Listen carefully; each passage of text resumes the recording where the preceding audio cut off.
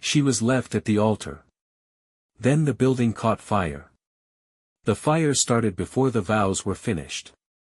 Her wedding dress was still white when the first scream cut through the music, but by the time Daniel carried her outside, the silk had turned gray with smoke and ash. He didn't know her name. He didn't know that 10 minutes earlier she had been standing at the altar, smiling at a man who would run before she could. All he knew was this: she was still inside. And his daughter was watching. It was supposed to be a normal Saturday.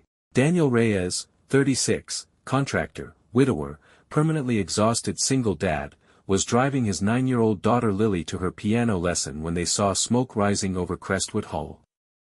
"Dad, that doesn't look small," Lily whispered. Daniel had once been a volunteer firefighter. Before hospital bills. Before grief. Before life shrank down to packed lunches and unpaid invoices. He pulled over without thinking. Some instincts don't die. They just wait. Outside the hall, chaos. Guests in formal clothes coughing. Crying. A man in a tux arguing with someone on the phone. A woman sobbing. The bride went back inside.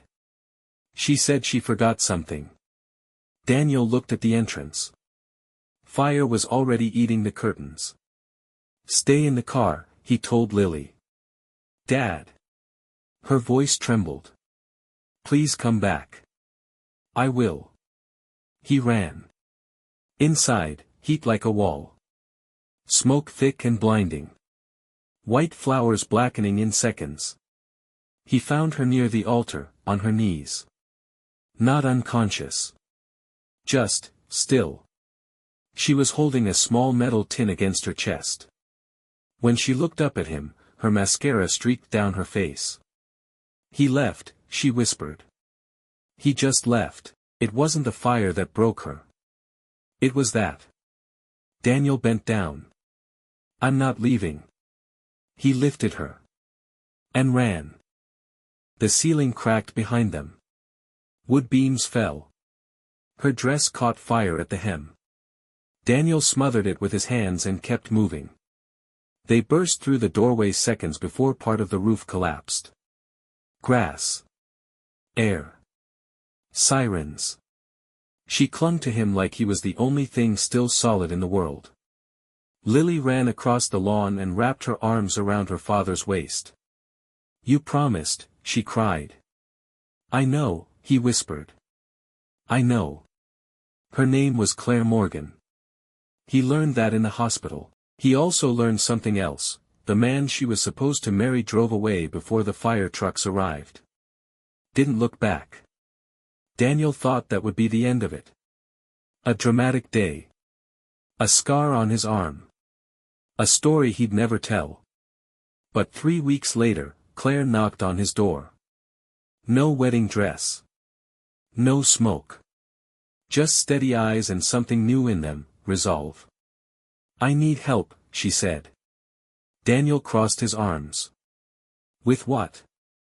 "With rebuilding something that actually matters." She explained. Crestwood Hall was outdated. No proper safety system. Faulty wiring. Ignored warnings. She had almost died in a building that should never have passed inspection. "I can't change what happened," she said quietly. "But I can make sure it doesn't happen again." She was starting a safety foundation, inspecting old venues, funding updates, educating owners. "And I want you to run operations." "Why me?" "Because you ran toward fire." Silence. Then she added softly, "And because I'm done building my life around people who run away." That landed somewhere deep. The nonprofit started small. Just 2 desks. Cheap coffee. Cold calls that mostly ended in rejection. But word spread. The bride who survived made local headlines. Donations came.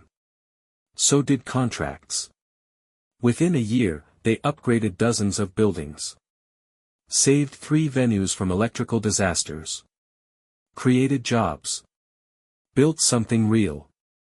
Somewhere in the middle of it, something else grew. Claire laughed more now. Lily adored her.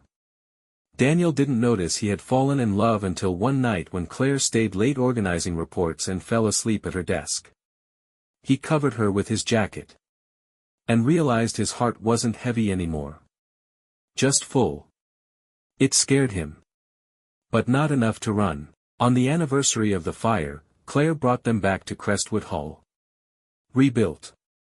Reinforced. Safe. There was a small garden behind it now. A plaque read, "In honor of those who choose courage." Claire took his hand.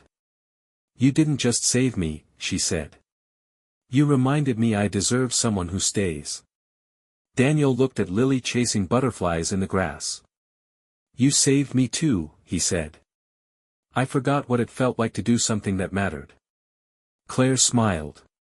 "Sometimes," she whispered, "the fire clears what was never meant to last." He kissed her forehead. This time, no one ran.